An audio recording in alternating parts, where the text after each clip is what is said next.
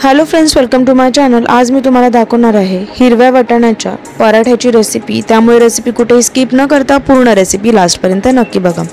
इथे मी 1 वाटी हिरवे वाटाण्यांना स्वच्छ धुवून आणि त्याच्यातलं सर्व पाणी निथळवून घेतलेलं आहे। तर हे ओले हिरवे वाटाणे आहेत। आता ह्यांना मी एका मिक्सरच्या भांड्यामध्ये काढून घेतलेलं आहे।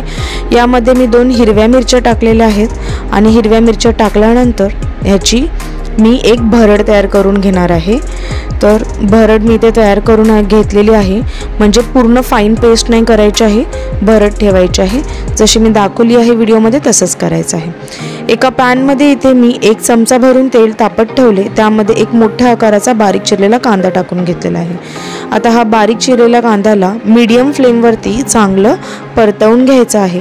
कांदा परतत असतानाच कांदा लवकर परतावा यासाठी मी यामध्ये आधीच चवीनुसार मीठ टाकून घेतलेले आहे। तर इथे मी टोटल अर्धा चमचा मीठ टाकून घेतले। तुम्हाला जसं मीठ लागेल त्यानुसार तुम्हाला इथे मिठाचा वापर करायचा आहे।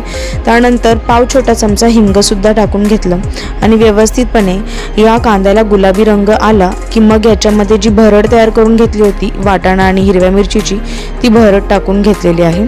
कांदा जास्त शिजवायचा नाही आहे, हलका गुलाबी झाला की मग त्याच्यामध्ये ही भरड टाकून व्यवस्थितपणे मिक्स करून घ्यायची आहे। आता ही जी वाटाण्याची भरड आहे ती कांद्यामध्ये मिक्स करत असताना गॅसची फ्लेम मी इथे स्लो ठेवली होती आणि 2 मिनिटे ह्याला असेच परतवून घेतले आहे। 2 मिनिटांनंतर मी याच्यामध्ये काही मसाले ॲड केले। तर मसाल्यांमध्ये 1 छोटा चमचा जिरा पावडर, 1 छोटा चमचा धने पावडर, 1 छोटा चमचा घरचा साठवणीचा मसाला, अर्धा छोटा चमचा हळद टाकून घेतलेले आहे। मसाले तुमच्या चवीनुसार तुम्हाला कमी जास्त इथे वापरायचे आहे। आधीच मी वाटाणे वाटताना त्याच्यामध्ये हिरवा मिरच्यांचा वापर केलेला होता, म्हणून जास्त तिखट बनू नये यासाठी मसाले आपल्या अंदाजेच वापरायचे आहेत। आणि मिठाचा अंदाज आधी कळत नसेल तर नंतर टाकला तरीही चालतो।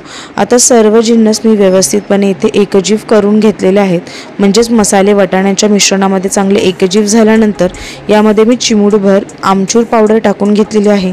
पराठ्यामध्ये आमचूर पावडर वापरल्याने पराठ्याचा स्वाद हा मस्त होतो।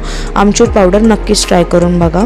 आता आमचूर पावडर सुद्धा या मसाल्यामध्ये छान मी ते मिक्स करून घेतली आणि 5 मिनिटे ह्याला असेच परतवून घेतले। 5 मिनिटांनंतर मी गॅसची फ्लेम बंद केली आणि हा जो पराठ्याच्या स्टफिंगचा मसाला इथे रेडी झालेला आहे त्याला एका प्लेटमध्ये मी इथे काढून घेतलेला आहे। मसाला पूर्णपणे इथे मला थंड करून घ्यायचा आहे, म्हणून मी प्लेटमध्ये या मसाल्याला चांगलं पसरवून घेतलं आणि मग ह्याच्यावरती थोडीशी बारीक चिरलेली कोथिंबीर टाकून घेतली। पराठे आणखीन सुपर टेस्टी बनवण्यासाठी मी यावरती आणखीन 2 चीज क्यूब सुद्धा किसून टाकून घेतलेले आहे। आता सर्व जिन्नस थंड झालं, म्हणजे जो मसाला थंड झाला की ह्याच्यामध्ये हे चीज चांगलं मिक्स करून याला साईडला ठेवून टाकलेलं आहे। आता मी इथे डो तयार करून घेत आहे। तर डोसाठी इथे मी 1 कप गव्हाचं पीठ घेतलेलं आहे। आता या गव्हाच्या पिठामध्ये चवीनुसार मीठ टाकून घेतले, तसेच 2 चमचे इथे मी तेल टाकून घेतलेलं आहे आणि त्याचबरोबर इथे मी उकडलेला बटाटा घेतलेला आहे। उकडलेल्या बटाट्याला किसून घेतलेला आहे आणि इथे त्याला या पिठामध्ये टाकून घेतलेला आहे। तर इथे मी 1 उकडलेला बटाटा घेतला होता, पिठामध्ये त्याला छानपैकी मिक्स करून घ्यायचा आहे। आता तुम्ही या प्रकारे हा जो वाटाण्याचा पराठा आहे तो ट्राय करून बघा, खूप मस्त लागतो आणि डोमध्ये बटाटा टाकल्याने त्याचा जो फ्लेवर आहे तो खूप छान येतो, म्हणून नक्कीच ट्राय करून बघा। आता या गव्हाच्या पिठामध्ये लागेल तसं थोडं थोडं पाणी टाकून ह्याचं एक डो तयार करून घ्यायचा आहे। डो तयार करत असताना हा हार्ड डो तयार नाही करायचा आहे, एकदम मऊसूत असं हा डो तयार करून घ्यायचा आहे। जसं आपण चपातीचं पीठ तयार करतो तसंच इथे ह्या पिठाला सुद्धा तयार करून घ्यायचं आहे। आता या डोवरती मी 1 चमचा तेल लावून ह्याला पुन्हा एकदा 5 मिनिटासाठी चांगलं मळून घेतलेलं आहे। जेवढं पीठ आपण चांगलं मळतो ना तेवढाच आपले पराठे एकदम छान तयार होतात आणि ते तुटत देखील नाही। आता मी याला अर्धा तास साईडला ठेवलं होतं। अर्ध्या तासानंतर पुन्हा मी 5 मिनिटे या पिठाला चांगलं मळून घेतलेलं आहे, म्हणजेच माझे पराठे एकदम छान तयार होतील। पिठामधून थोडंसं पोर्शन बाजूला काढलं, म्हणजे एक गोळा बाजूला काढला। आता जसे मला पराठे हवे आहेत तसेच मी ते गोळे ह्याचे पाडून घेते आहे। तर तुम्हाला छोटे मोठे किंवा पातळ जाड असे पराठे बनवायचे आहेत तर ते तुम्हाला तसे गोळे त्याचे तयार करून घ्यायचे आहेत।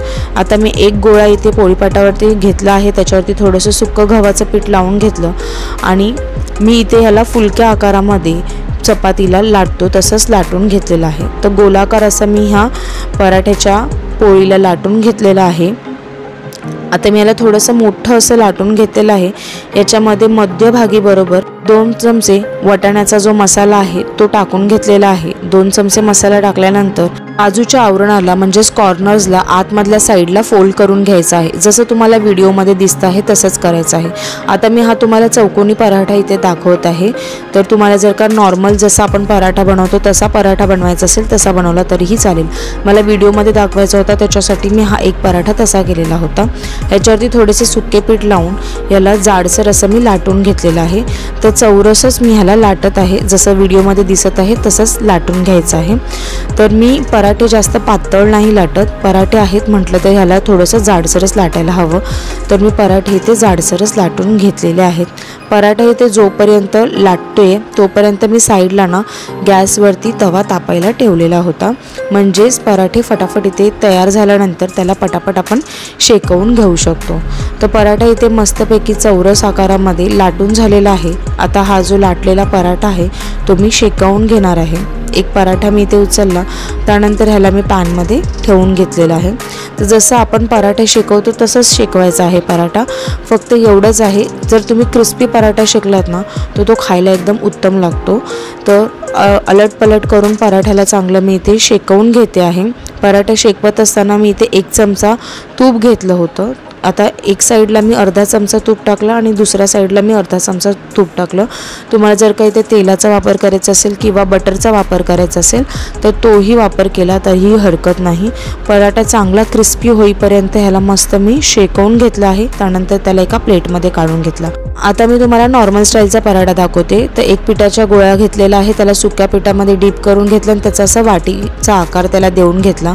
बरोबर आतमध्ये ह्याच्या मी मसाला भरून घेतलेला आहे वाटाण्याचा। त्यानंतर मसाला आतमध्ये ढकलत जो पिठाचा आवरण आहे त्याला बाहेर काढत गोलाकार देऊन ह्याला बंद करून घेतलेला आहे। पराठ्याचा डो इथे रेडी झाल्यानंतर ह्याच्यावरती थोडेसे सुके पीठ लावले आणि हलक्या हाताने या पराठ्याला चांगलं इथे मी लाटून घेतलेलं आहे।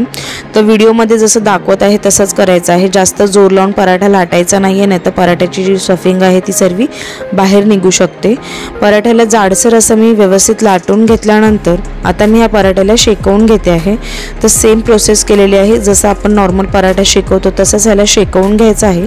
फक्त ह्याला क्रिस्पी कुरकुरीत होईपर्यंत शेकवायचं आहे, मगच हा जो वाटाण्याचा पराठा आहे तो एकदम डिलिशियस लागतो खायला। आता मी ह्याच्यावरती पुन्हा थोडं करून तूप टाकून घेत आहे आणि त्यानंतर ह्याला मस्त क्रिस्पी कुरकुरीत होईपर्यंत छान मीडियम टू हाय फ्लेमवरती शेकवून घेते आहे। आता हा जो पराठा आहे त्याला किती मस्त कलर आलेला आहे। पराठा इथे बऱ्यापैकी रेडी झालेला आहे आणि ह्याला मस्त क्रंचीनेस सुद्धा आलेला आहे। तर हा पराठा सुद्धा मी एका प्लेटमध्ये काढून घेते आहे। 1 वाटी हिरव्या वाटाण्यांमध्ये इथे मी 7 ते 8 पराठे रेडी करून घेतलेले आहेत। तर हे पराठे तुम्ही सॉस किंवा दही लोणच्यासोबत सर्व करा, खाण्यासाठी उत्तम लागतात आणि तुम्ही ही रेसिपी घरात नक्कीच ट्राय करून बघा, तुम्हाला खूप आवडेल। रेसिपी जर का ट्राय केली किंवा तुम्हाला माझ्या रेसिपीज आवडत असेल तर चॅनलला लाईक शेअर सबस्क्राईब करायला विसरू नका। पुन्हा भेटूया नेक्स्ट रेसिपीसोबत। थँक्यू।